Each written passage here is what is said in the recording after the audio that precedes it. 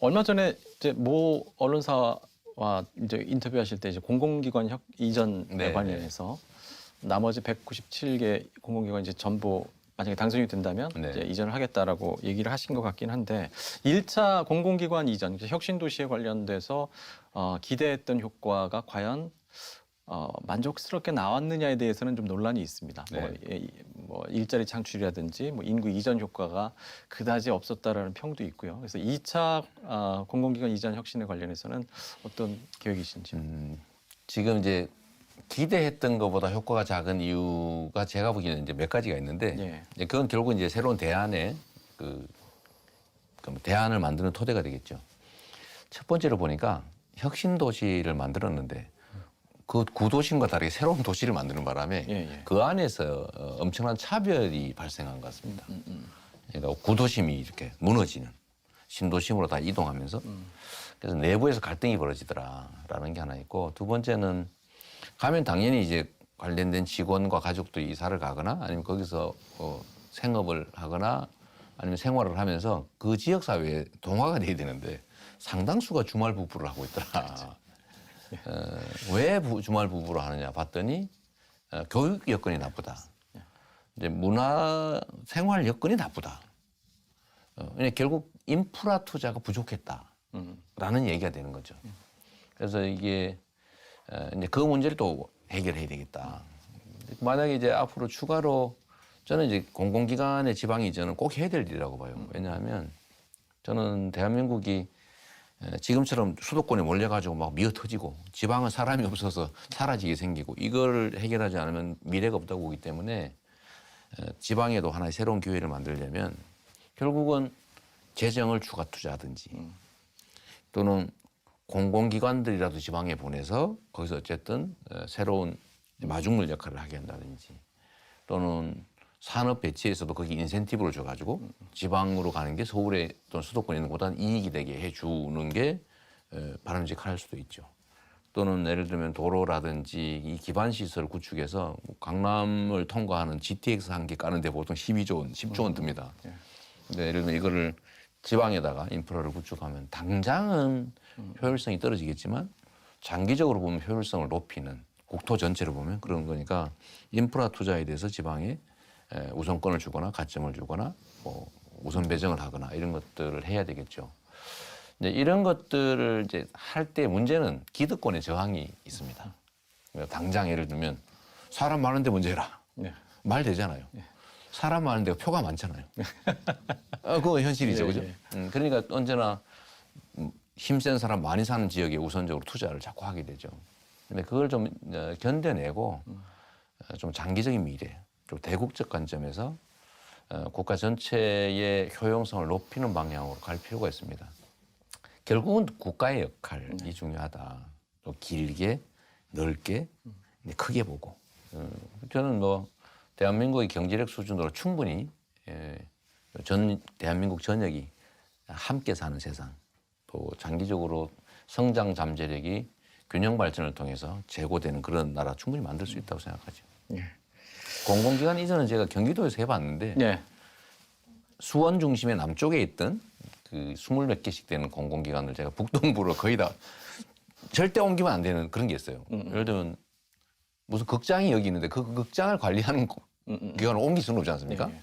네, 그런 거 빼고 나머지는 다 옮겼는데 의외로 우리 경기도민들 남쪽에 계신 도민들의 수용성이 높아가지고 표가 별로 안 떨어지더라고요. 네, 국민들이 제가 그 말씀을 드리는 이유는 대한민국 국민들의 민도가 너무 높아가지고 네. 매우 공리적이라는 거예요. 그러니까 정말 이번에 K방역이라고 하는 것도 보면 정부가 잘 했지만 핵심은 우리 국민들께서 마스크 써라 그러니까 자기 돈으로 맞습니다. 새벽에 줄 서가지고 마스크 사 쓰고 2,500원씩 하는데 사 쓰고 마스크 못 사면 집에서 안 나오고 이런 정말 헌신적이고 또 협조적인 국민들 때문에 우리가 K방역도 성공했고 또 경제적으로도 성공했는데 저는 공공기관 이전이 국가 발전이 필요하다. 그러니까 좀 불편을 감수하자라고 했을 때 저는 우리 국민들이 그걸 다 좀 손실을 보더라도 다 수용할 거라고 생각하기 때문에 제가 그런 측면에서 좀 용감한 데가 있죠. 알겠습니다. 한번 기대를 해보겠습니다. 네. 예. 현재 부산, 울산, 경남 지역이 다 수도권에 비해서 교통 인프라가 많이 부족하다고 생각합니다. 현재 서울이나 수도권 같은 경우에는 지하철을 계속해서 만들어 가고 있는데 울산은 광역시에 비해서 계속해서 교통이 개발이 되지 않고 있다고 생각을 하고 많은 불편함을 느끼고 있습니다. 혹시 이에 대해서 어떻게 해결해 주실지 질문 한번 드리겠습니다. 자, 지금 뭐 네. 직접 들어보셨는데 네. 수도권에 비해서 부족한 부울경 도시 교통 인프라, 또 동남권 연계 교통 인프라 이 부분에 대해서는 어떤 지원 전략을 가지고 계신지. 사실 이제 부산은 피난 도시여서 사실은 이제 교통 인프라 구축이 너무 어렵습니다. 예, 예. 예, 저도 제 친구들이 많이 살아서 자주 가봤는데요. 요즘은 터널도 좀 많이 만들고 또 그 해상으로 도로들 많이 만들어서 겨우 견디고 있긴 그래서 하던데. 운전하기도 되게 힘든데. 네. 뭐 밤에 보기에 경치는 좋긴 하던데 어쨌든 엄청나게 힘들겠죠. 예. 비용도 많이 들고. 결국 이제 교통 인프라는 첫째는 철도, 두 번째는 도로 터널, 뭐 좀 넓게는 이제 항만, 그다음에 이제 비행기 이런 게 될 텐데 핵심은 도로가 되겠죠. 고속도로나 아니면 뭐 그 도심 내 전용 도로 이런 걸 텐데 부울경 메가시티를 현실로 만들기 위해서는 그냥 행정구역 합치거나 아니면 말로 한다고 되지가 않지 않습니까? 그렇죠. 경제와 생활이 하나의 건으로 묶일 수 있어야 되거든요. 그래서 저희는 이제 공약으로는 부울경 1시간 생활권. 근데 거기에 핵심은 이제 뭐 철도와 그다음에 이제 도로 간선 도로가 되겠죠. 결국 돈인데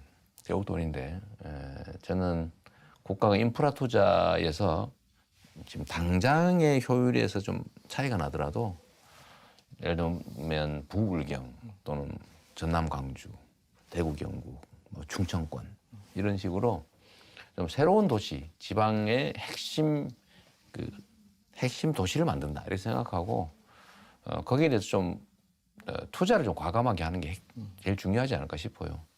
지금도 뭐 구체적으로 보면 뭐 남부 내륙철도니 뭐 울산, 양산, 부산 가는 도로 또는 울산, 양산, 김해 이건 뭐 민자도로 또 이걸 재정 사업으로 할 거니 말 거니 논쟁들이 많긴 하지만 저는 뭐 최대한 국가 재정을 투자하고 또 민간 투자를 원활하게 해서 1시간대 이내에 부울경은 다 서로 소통할 수 있게 만들자라고 생각합니다. 예. 자, 이제 두 번째 시민 의견 한번 들어보겠습니다.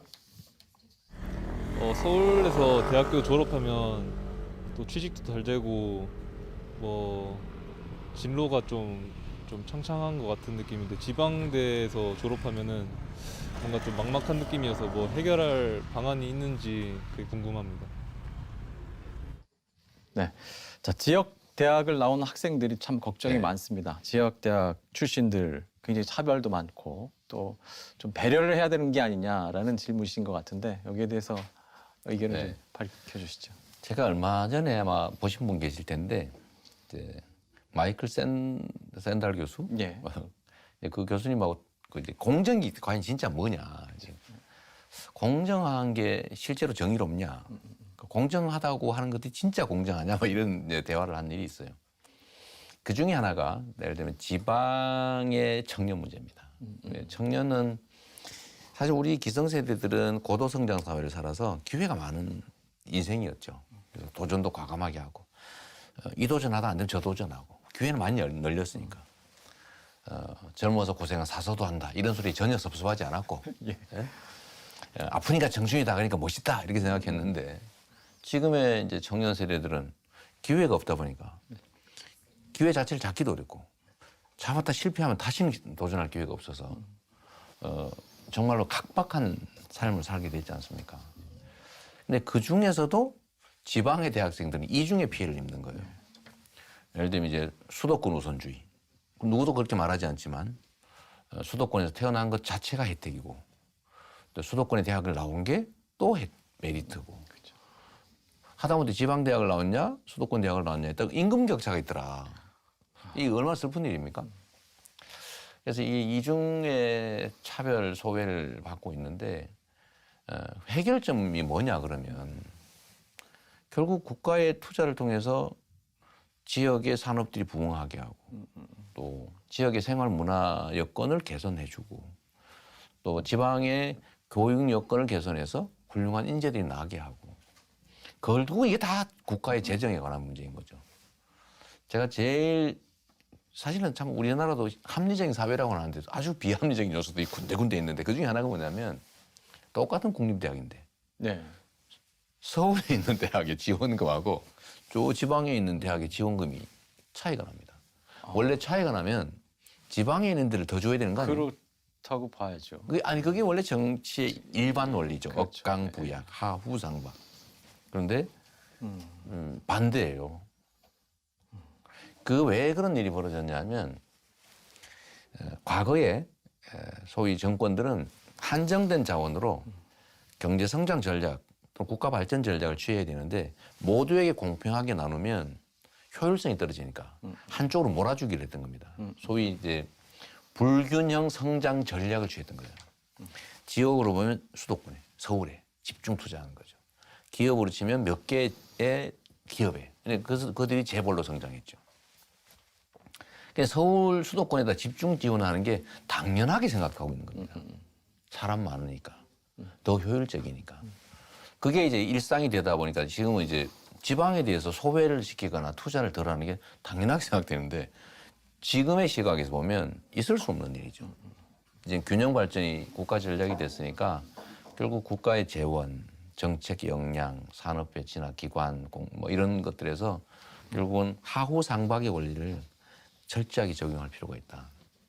그래서 지방에서 나와서 학교를 가더라도 더 나은 교육을 받을 수가 있고 더 나은 기업들이 있어서 그 자리에서 취업할 수 있고 기업들은 사람을 구하기가 더 쉽고 비용은 싼데 더 좋은 인재들이 있고 그러니까 기업 경영이 일반 비용을 얘기하는 거예요. 그래서 그렇게 되면 당연히 가지 말래도 지방으로 가지 않겠냐. 서울 가라고 막 떠밀어도 안 가겠죠. 고향에서 살고 싶겠죠. 그래서 저는 뭐 마음먹기 나름이고 결국은 현재 시스템에서 혜택을 보는 사람 또는 집단들의 반발. 당연히 반발하겠죠. 그건 뭐 나쁘다고 할 수 없어요. 그걸 견뎌내고 새로운 질서, 새로운 정책으로 더 많은 사람의 더 나은 삶을 가능하게 하려면 결국 국가 정책 결정권자, 소위 리더, 극단적으로 하면 대통령 이런 사람들의 이제 철학과 가치가 중요하고 두 번째는 용기가 있어야 되고요. 담대해야 되고 세 번째는 강한 실력과 추진력이 있어야 되겠죠. 뭐 그러면 저는 완전히 새로운 사회를 만들어내는 건 불가능해도 지금보다는 훨씬 나은 사회 충분히 만들 수 있다고 생각합니다. 2030 세대들 요즘에 많은 주목을 받고 있는데 그 친구들이 이제 뭐 2030 정책이 특별한 게 필요한 게 아니다. 그렇습니다. 예, 그냥 비전을 제시해주고 국가 균형 발전을 이루면 그 안에서 우리의 역할을 찾을 수 있다. 뭐 이런 얘기들을 하더라고요. 근데 굉장히 설득력 있게 들었습니다. 그래서 그러니까 아까 제가 말씀드리다가 못 드린 부분인데 그래서 지방에 그러면 구체적인 정책으로 어떤 게 가능하냐. 예산 투자를 더 하는 거, 인프라 구축을 더 하는 거, 뭐 교육계를 더 많이 지원하는 거, 또 기업 배치해서 뭐 인센티브를 줘서 지방으로 가게 하는 것도 있는데 단기적인 효과를 내는 것은 사실은 지방인재 할당제거든요. 근데 이 지방인재 할당제에 대해서 지금 젊은이들이 매우 반감을 갖고 있습니다. 왜 똑같은 성적 가졌는데 지방 출신이라고 더 혜택을 주냐. 이게 이제 마이클 샌델 교수와 제가 가진 문제의식이죠. 이런 문제 지적을 하는 것 자체가 나쁘냐. 충분히 이해된다. 왜? 기회가 너무 적으니까. 그러나 이게 정의로우냐? 그건 또 아니다. 결국은 어떻게 해야 되냐? 기회의 총량을 늘려야 된다. 지금 당장은 예를 들면 소수 인종에 대한 할당제가 있는 것처럼 취약계층에 대한 할당제, 지방 인재에 대한 할당제 이런 것은 불가피하다. 약간 불공정해 보이지만 그러나 크게 보면 그게 정의로우니까. 그러나 앞으로는 정의와 공정이라고 하는 게 이렇게 대치되는 개념이 아닌 정상적인 사회, 합리적인 사회로 빨리 우리가 바뀌어 나가야 되겠죠. 마이클 샌델 교수와의 그 할당제 문제 얘기하실 때는 굉장히 좀 인상 깊게 들었던 것 같습니다. 사실 매우 슬픈 얘기입니다.